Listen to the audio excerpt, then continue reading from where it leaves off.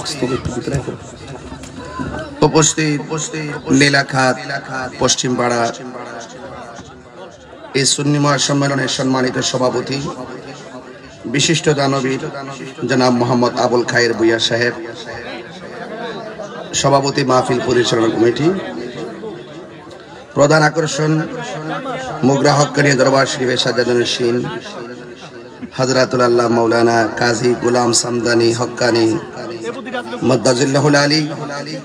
আমার পূর্বে প্রধান বক্তা হিসেবে আলোচনা করেছেন মুগরা হক্কানি দরবার শরীফের সাজ্জাদুন্নশীন, অত্র জামি মসজিদের সম্মানিত খতিব হযরতুল আল্লাহ মাওলানা মামুনুর রশিদ হক্কানি সাহেব, আমন্ত্রিত অতিথি জনাব মোহাম্মদ তুফাজ্জল হোসেন তপন সাহেব, হাফেজ কারি আবু বকর মিলন সাহেব, হাফেজ মোহাম্মদ আলী হোসেন সাহেব, মাওলানা উসমান গনি ফারুকি সাহেব, হাফেজ মোহাম্মদ সাব্বির হোসেন সহ মাহফিল পরিচালনায় তরুণ তেজস্বী ওয়াইজিন, আমার রুহানি সন্তান হযরতুল আল্লাহ মাওলানা শাহ জুবাইর আহমদ আত-তাহিরি সাহেব এবং প্রচারে মোহাম্মদ সোহেল হাজারি সহ এই মাহফিলে আমার ডানে বামে অনেক গণ্যমান্য ব্যক্তিবর্গরা এসেছেন, আমার বন্ধু বান্ধব অনেকে এসেছেন, সহযোদ্ধারা অনেকে এসেছেন, কোমল মনের অনেক ছেলেরা এসেছেন, আমার অসংখ্য মা বোনরা এসেছেন।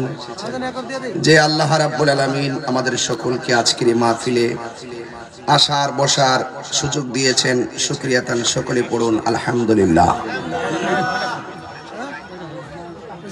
লাখ কোটি দরুদ ও সালাম ওই নবীজি নূরানি কদম মোবারকে, যিনি হায়াতুন নবী, নূর নবী, গায়েবের খবর দেনেওয়ালা হুজুরপুর নূর সাল্লাল্লাহু আলাইহি ওয়াসাল্লামের উম্মত হিসাবে আল্লাহ পাক আমাদের সকলকে কবুল করেছেন। এই জন্য শুকরিয়া তান আবারও পড়ি আলহামদুলিল্লাহ। ভাইরা আমার, আজকের এই মাহফিল দিনের বেলায় অনেক ত্যাগ তিতিক্ষার মাধ্যমে অনুষ্ঠিত হতে যাচ্ছে। আজকের এই মাহফিল এমনও হতে পারে কাহারোর জন্য জীবনের শেষ মাহফিল হতে পারে। আজকের এই মাহফিলে যারা উপস্থিত হয়েছেন সবাইকে অনুরোধ করব আদবের সাথে মাঠে বসে পড়ুন এবং ভালো লাগবে। সবাই যখন মাঠে বসবেন দেখতে সুন্দর লাগবে এবং আপনাদের কাছে একটু ভালো লাগবে। গায়ে গায়ে ঘেঁষাঘেঁষি বসবেন শীতের দিন, এতে সৌন্দর্য বর্ধিত হবে ইনশাআল্লাহ। আমি আপনাদের কাছে যতটুকু আলোচনা করব, আমি আসলে চলে গেছিলাম বাড়ির ভিতরে। মাহফিল কমিটিরা যার বাড়িতে গেছিলাম তিনি আমাকে খাওয়ানোর জন্য অনেক চেষ্টা করেছেন। আমি বলছি ইনশাআল্লাহ যাওয়ার সময় খাওয়া দাওয়া করে যাব, আপনি চিন্তা করবেন না। একটা আয়োজন করে মহব্বত করে আমি জানি আমার শুক্রবারে যারা গেছে আমার আন্ত তারা দেখতে পারে যে কত লোক আমি ফালাই দিয়ে এসে বসছি এবং কিভাবে যে ধাক্কায় ধুক্কায় আসছি এটা আমার তো আমি জানি। এরপরও কোলাইতে পারতেছি না, দৌড়ায় আসছি পাছাপা তো। এরপরে মনে করি বিভিন্ন বাজার টাজার এই ইত্যাদি, এরপরে শেষ পর্যন্ত আসছি।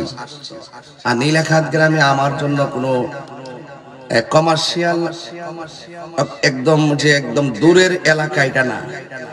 নীলাখাত, মুগরা, পরান গাজীর আশেপাশ সহকারে গঙ্গাসাগর, ছোট গাঙ্গাইল, বড় গাঙ্গাইল, এরপরে এই যে অঞ্চলটা আছে এই এলাকাটা আমার নিজের বাড়ি।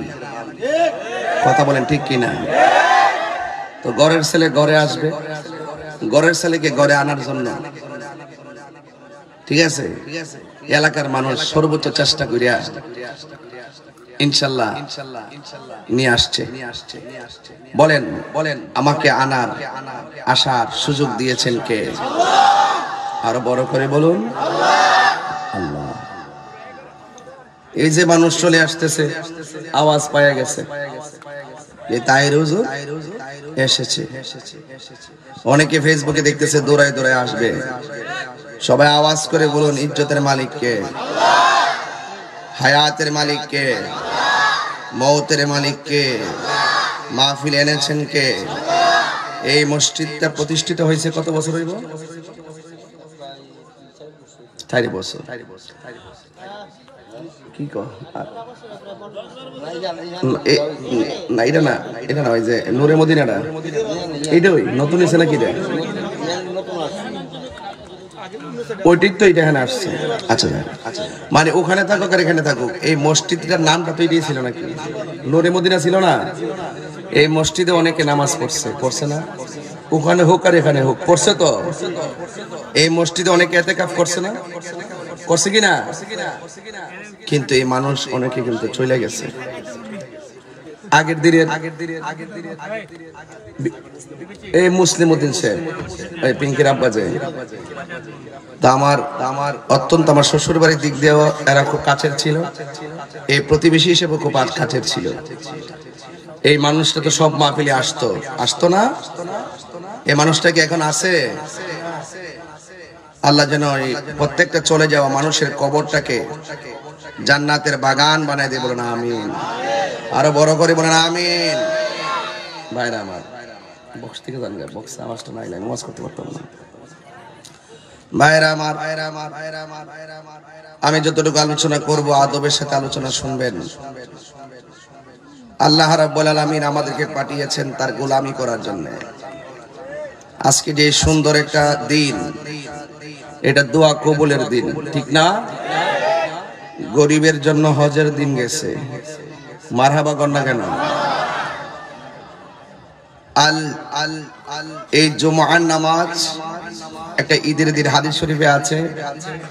ঈদ হলো কয়েকটা, একটা ঈদুল ফিতর, একটা ঈদুল আজহা, একটা ঈদে আরাফা, আর একটা ঈদে জুমা, আর একটা ঈদে মিলাদুন নবী। সুবহানাল্লাহ বলবেন না? যে চারটা ঈদ প্রথম বলছে, চারটা ঈদ হতো না যদি আমার নবীর মিলাদুন নবী না হইতো। যারা নবীজির মিলাদুন নবী মানে না, যারা নবীর মিলাদ মানে না, এদের ঈমান তালাক, এদের বউ তালাক। যারা নবীর মিলাদ মানে না, তাদের ঈমান তালাক, বউ তালাক। যারা মিলাদ মানে না, এরা মুশরিক। এদের পিছনে নামাজ পড়া জায়েজ নাই, এদেরকে সালাম দেওয়া জায়েজ নাই, এদের কাছে মাইয়া বিয়া দেওয়া জায়েজ নাই, এদের জানাজার নামাজে যাওয়া জায়েজ নাই, এদের পিছনে ওয়াক্তের নামাজ পড়া জায়েজ নাই, এদের মারা যাওয়ার পরে এদের কবরের পাড়েও দাঁড়ানো জায়েজ নাই। কতটা? কারণ মিলাদ নাই একমাত্র আল্লাহর। ওয়াজ বোঝা লাগবো, একটার জায়গায় আরেকটা লাগাই দেন না। মিলাদ নাই একমাত্র আল্লাহর। লাম ইয়ালিদ ওয়ালাম ইউলাদ, লাম ইয়ালিদ ওয়ালাম ইউলাদ। আল্লাহ কাউকে জন্ম দেয়নি, আল্লাহ কাহারও গড়ে হয়নি, আল্লাহকে কেউ জন্ম দেয়নি। নবীজির শুরু আছে, আল্লাহর শুরু কথা কনা। আল্লাহর শুরু, আল্লাহ ছিলেন, আল্লাহ ছিলেন, আল্লাহ আছেন, আল্লাহ থাকবেন। কথা বলেন ঠিক কিনা? আল্লাহ পাকের সঙ্গে শরীক করলে মুশরিক হয়। কথা কন ঠিক কিনা? যদি কেউ বলে মিলাদ নাই, ওই দিক দিয়ে আল্লাহরও মিলাদ নাই, তাইলে সে আল্লাহর সঙ্গে কি করলো? শরীক করলো। এই জন্য নবীর মিলাদ আছে। নবী হইল সৃষ্টি, আল্লাহ হইল স্রষ্টা। কথা বলেন ঠিক কিনা? নবী হলো সৃষ্টি, নবী হলো সৃষ্টি, আল্লাহ হলো স্রষ্টা। এই জন্য কুল্লু মান আলাইহা ফান, সব ধ্বংস হয়ে যাবে। যিনি ছিলেন, তিনি আছেন, তিনি থাকবেন। জবানটা খুলে বলুন তিনি কে? আল্লাহ। তাইলে আমরা আগে ঈমানটা ঠিক করা লাগবে। ঈমান যদি ঠিক না থাকে, বাবারে জুম্মাজের নামাজটা পড়েছেন, নামাজটা কবুল হয়েছে কিনা জানেননি? ওয়াক্তের নামাজ যে পড়তেছেন কবুল হয়েছে কিনা জানেননি? যাকাত যে দিচ্ছেন কবুল হয়েছে কিনা জানেননি? এখন সারা জীবন নামাজ পড়ছেন, কবুল হয়েছে কিনা এটাই জানেন না। এখন কিতা লয়া কোন ফুজিটা লয়ে উঠবেন? হজে যাইবেন, ফুজি লাগতো না? এখন যদি ফুজি যদি না থাকে, আপনি কেমনে যাবেন? এখন আপনি জানেন না ইবাদতটা কবুল হয়েছে কিনা। এখন আল্লাহ যদি বলে এই তোর নামাজ কবুল হয়েছে না, আমরা উপায় আছে? আমরা আল্লাহর কাছে ওইটা বলতে পারবো? আল্লাহ নামাজ পড়ছি, পড়ার মতো পড়ছি কিনা জানি না, তুমি কবুল করছো না। যদি এটা আগের থেকে জানতাম তাহলে আরেকটু বালা করে পড়তাম।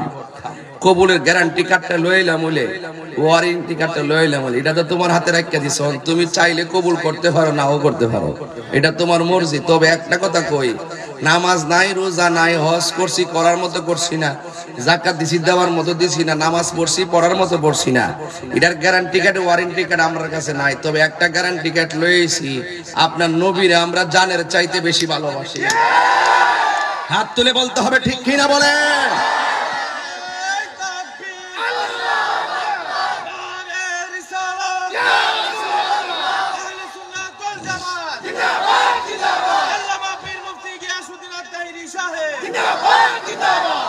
আমি কি বোঝাইতে পারছি?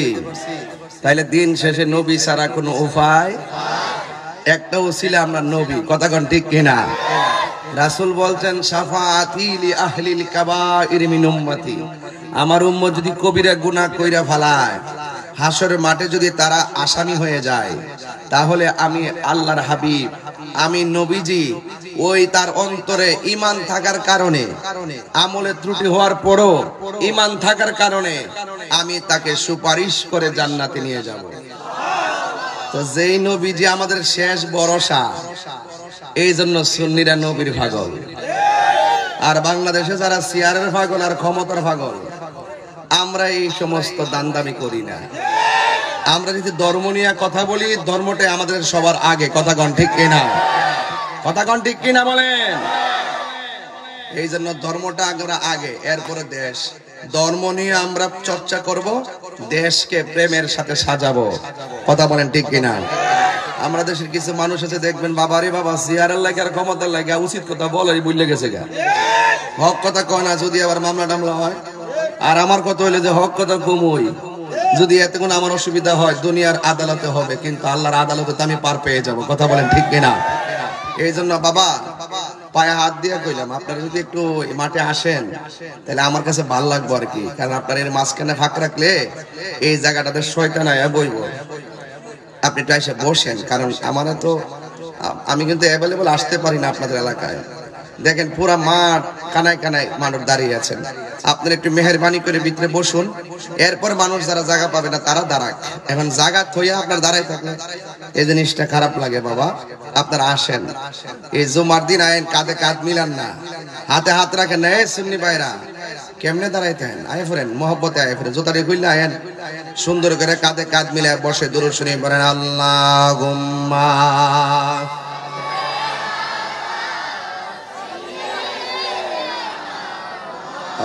আলানা মুহাম্মদ ওয়া আলা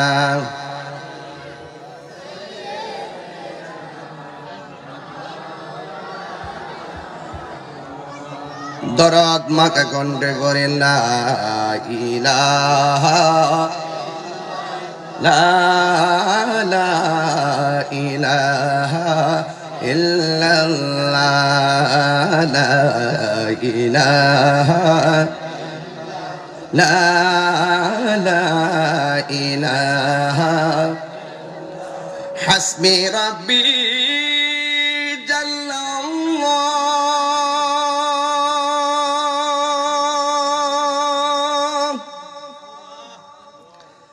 মা ফি কলবি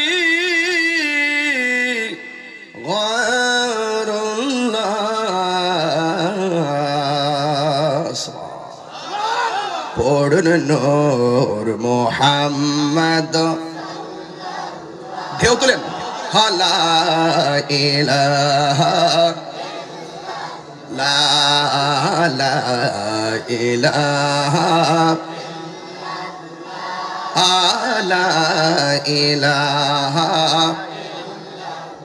আনতাল হাদি আনতাল হক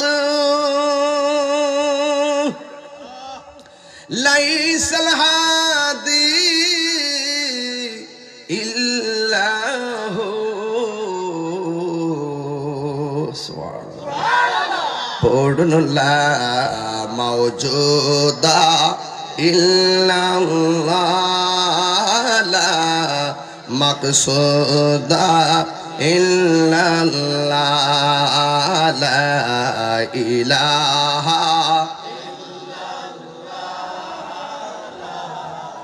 লা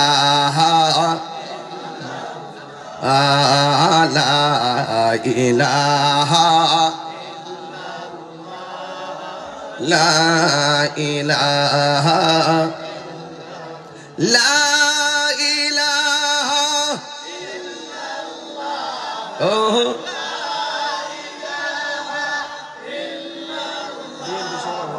লা ইলাহা লা ইলাহা লা ইলাহা ইল্লাল্লাহ। জি জি সিনসিয়ারলি মারহাবা বলেন।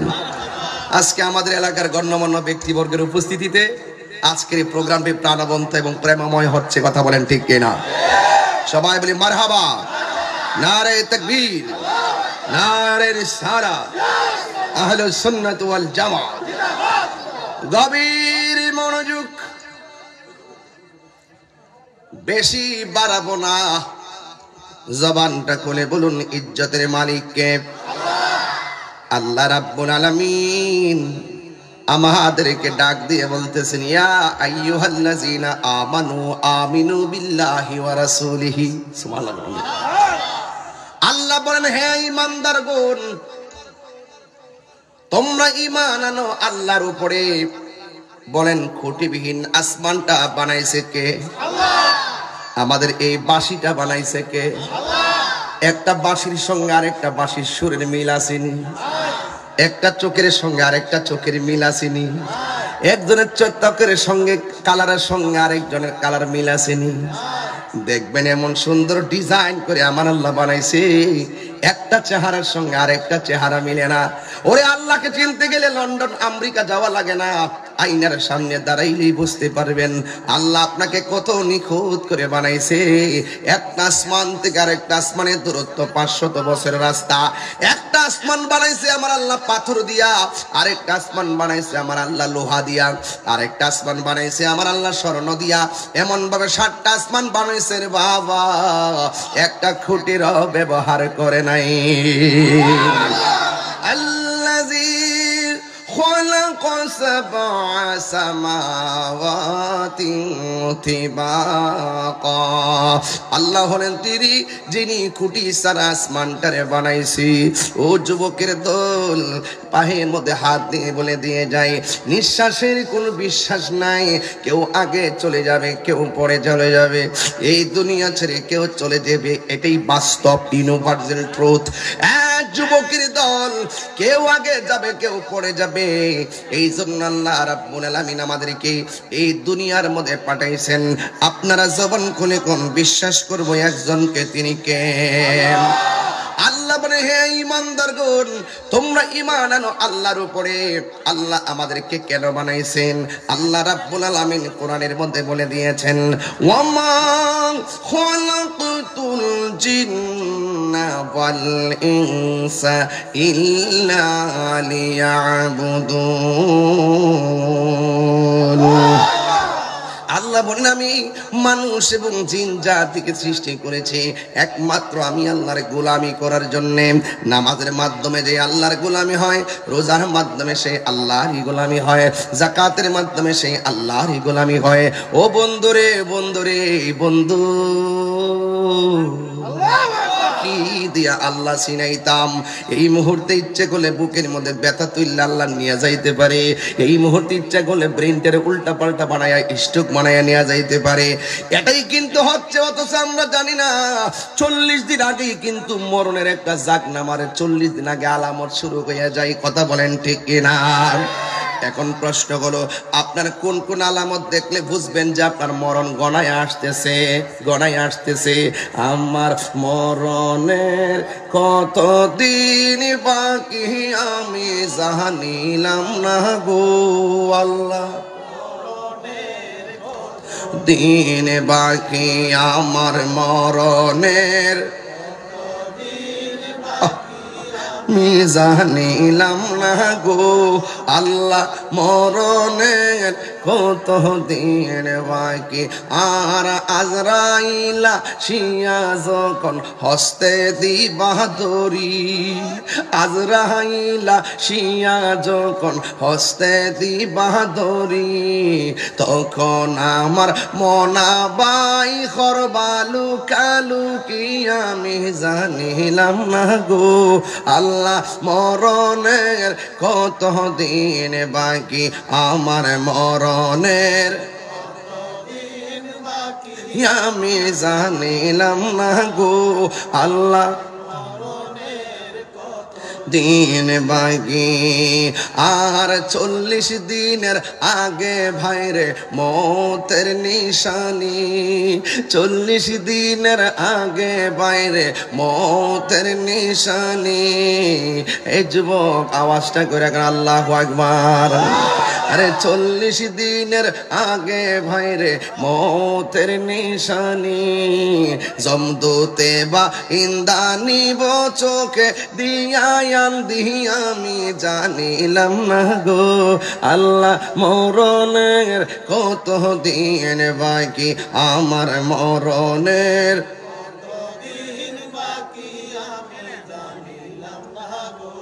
আল্লাহ কত দিন বাকি আমার মরণের কত দিন বাকি আমি জানিলাম না গো আল্লাহ মরণের কত দিন বাকি আর কানের গেল কর্ণ তালে চোখের গেল জ্যোতি 2 ঘন্টা ওয়াজের গজল লইয়া এই জন্য গজলটা গাইতেছি অনেক কিছু বুঝাই দিতেছি যেহেতু সময় কম বুঝতে হবে ওয়াজ আরে কানের গেল কর্ণ তালে চোখের গেল জ্যোতি দাঁত লড়িল চুল পাকিল বয়স গেল ভাটি আমি জানিলাম না গো আল্লাহ কত দিন বাকি আমার মরণের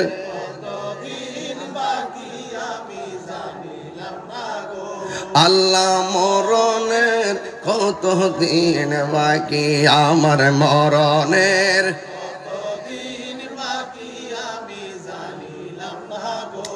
আল্লাহ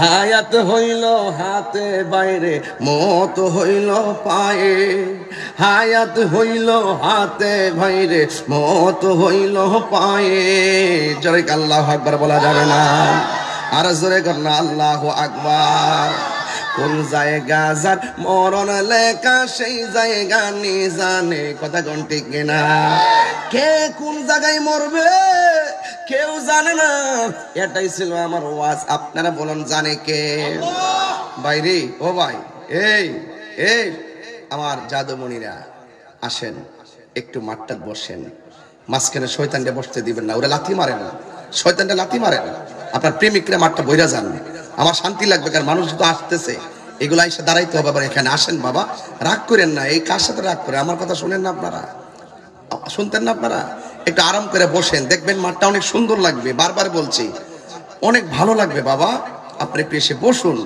আপনারা তো মহব্বত করেন আমি জানি অনেক কিন্তু আপনারা বসুন দেখবেন মাঠটা সুন্দর লাগবে রাগ করবেন না আমি যদি বলি যে বসুন আপনি গাটটা ফিরে যদি বাড়ির যান গা তাহলে বুঝবেন যে শয়তান আপনাকে মাঝখান থেকে বসায়া তাওয়াজ্জু দিয়া দিছে কথা কোন ঠিক না বেডি এই তাওয়াজ্জুটা দিতে দিয়েন না শয়তানটা লাথি মেরে উড়াই দেন কথা কোন ঠিক না বেডি মসজিদে খালি রাখতে নাই গায়ে গিয়ে লাগে দাঁড়াবেন মাঝখানে ফাঁক রাখবেন না এগুলো শয়তান এসে দাঁড়ায় কথা কোন ঠিক কিনা সবাই বলেন আল্লাহুম্মা সাল্লি মাশাআল্লাহ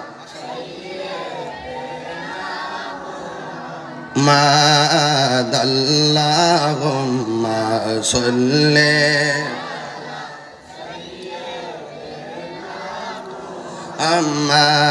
আমাদনাবি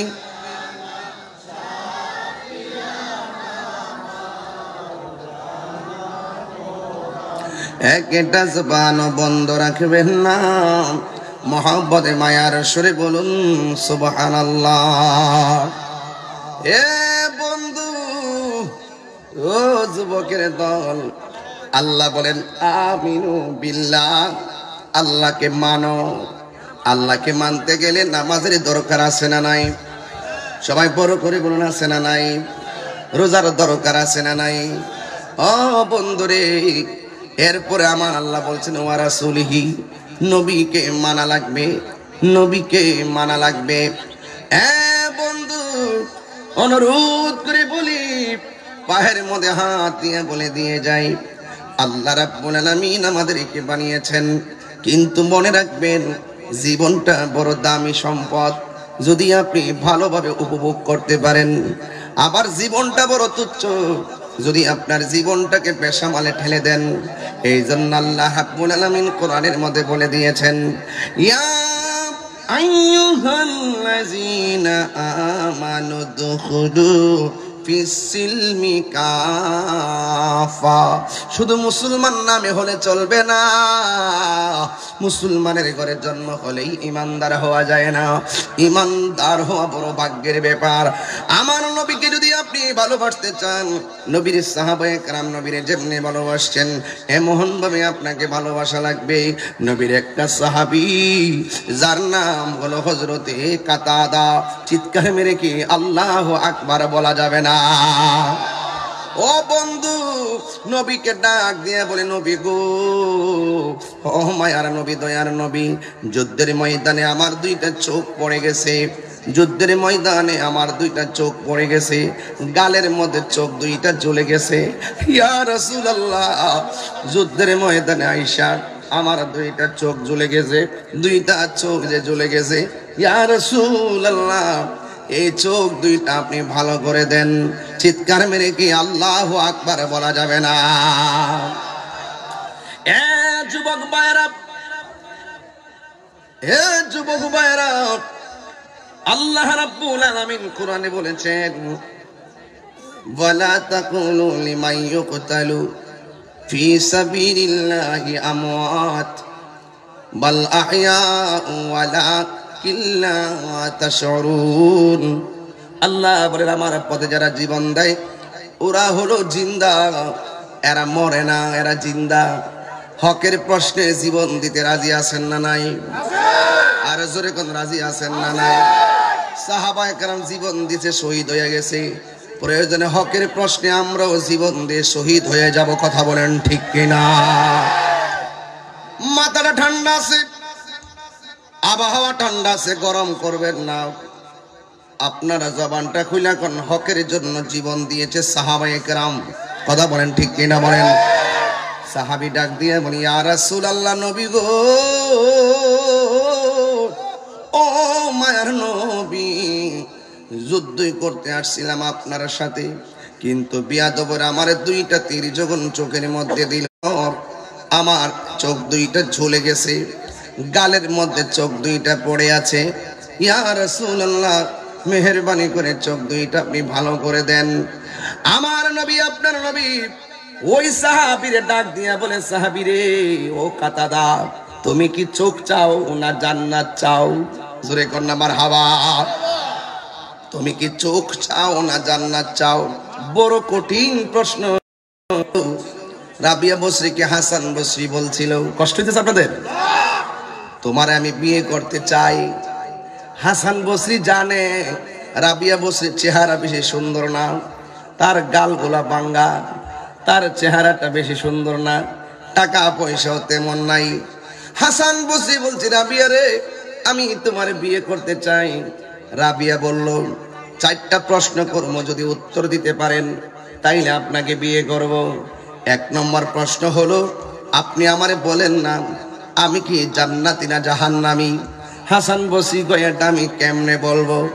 রাবিয়া বসরি বলে, 2 নম্বর প্রশ্ন, আপনি বলেন না আমার হাসরের ময়দানে আমার আমলনামা কি ডান হাতে আসবে নাকি বাম হাতে আসবে? হাসান বসরি বলে, এটা আবার আমি কেমনে বলবো? রাবিয়া বসরি বলে, আগে বলেন না মিজানের পাল্লা যেদিন টান দেওয়া হবে আমার নেকের পাল্লা বাড়ি হবে না বদরের পাল্লা বাড়ি হবে? হাসান বসরি কয়, এটা আমি কেমনে বলবো? 4 নম্বর প্রশ্ন করেছেন, আপনি বলেন না যেই দিন জাহান্নামের উপরে ফুলসিরাতটা কায়েম করা হবে, যেই দিন মানুষ কচুরি পাড়ার মতন কাইটা কাইটা জাহান্নামের আগুনে পড়বে, ওই ফুলসিরাতটা চুলের চাইতে চিকন হবে। আপনি বলেন না আমি ওই ফুলসিরাতটা পার হইতে পারবো নি। এবার আবিয়া বসরি কথা শুই না, হাসান বসরি বলে এটা আমি আবার কেমনে বলবো। হে বন্ধু রে, হ বন্ধু। হাসান বসরির উত্তর শুই না রাবিয়া বসরি কয় আমি তো এই জান্নাত যাব না, জান্নাত পাবো নাকি জাহান্নামে যাব, এই চিন্তায় আমি মশগুল আছি। জাহান্নামের আগুনে এত কঠিন, কেমনে আমি পার হব, কেমনে আমি হাসরের ময়দানে আল্লাহর দরবারে মুখ দেখাবো। এই জন্য আমি সব সময় আমার মনিবের জন্য পাগল। এই জন্য আমার ডিস্টার্ব কইরেন না, আমার আল্লাহর জন্য আমি দিওয়ানা। জাহান্নামে তো কঠিন, জাহান্নামের মুখের মধ্যে যদি এই পৃথিবীর সমান একটা পাথর মুখে দিয়ে দেয়, এই পাথরটা জাহান্নামের নিচে যাইতে 70,000 বছর লাগবে। এমন গভীর একটা জাহান্নাম। জাহান্নামের আগুনের রং হলো অন্ধকার। এই অন্ধকার আগুনে আমি কেমনে থাকবো? যখন ওই আগুনের কথা চিন্তা করি তখন আমার ভালো লাগে না। এই জন্য আমি দুনিয়াদারির চিন্তা করতে পারি না। আবার জান্নাতে যাইতে গেলে অনেক শর্ত আছে, অনেক কোয়ালিটি আছে। জান্নাতে যাইতে গেলে আমি সেই কোয়ালিটি অর্জন করতে পারছি কিনা এটা নিয়ে আমি বড় চিন্তার মধ্যে আছি। হাসান বসরি আমি পারবো না। তবে একটা কথা শুনিয়া দিয়া যায়, জাহান্নামের আগুনও বুঝি না, জান্নাতের শান্তিও বুঝি না। যে জান্নাতে দে আমি তার পাগল, যে জান্নাতে দে আমি তার পাগল, যে জাহান্নামে ফালায় আমি তারই পাগল। জোরে কন্যা মারহাবা, আর বড় করে কন্যা আল্লাহু আকবার। আমার দয়াল নিল আমার মন কারিয়া, কেমন করে নিল মন প্রেমে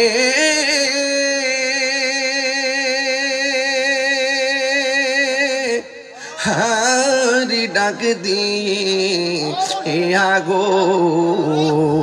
আমার দয়াল নিল আমার মন মুর্শিদ,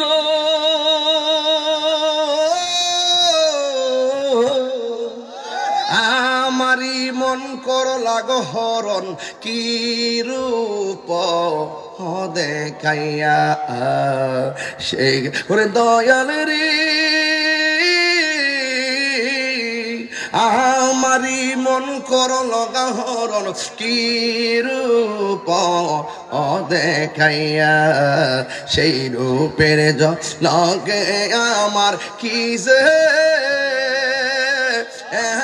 গেল হইয়া গো।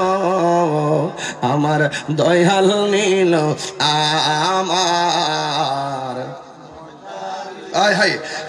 রাত্রে 11টার পরে টান দিতাম, তাহলে বুঝতে নিলে আমি কি টানটা দিচ্ছি রে বাবা। এখন দিনের বেলা কে রাইতের প্রেম চলে চলে চলে বাবা। প্রেম সব সময় সমান বাবা। প্রেমিকের জন্য দিন আর রাত নাই বাবা। কথা কোন ঠিক কিনা? দিন বানাইছে কে? রাত বানাইছে কে?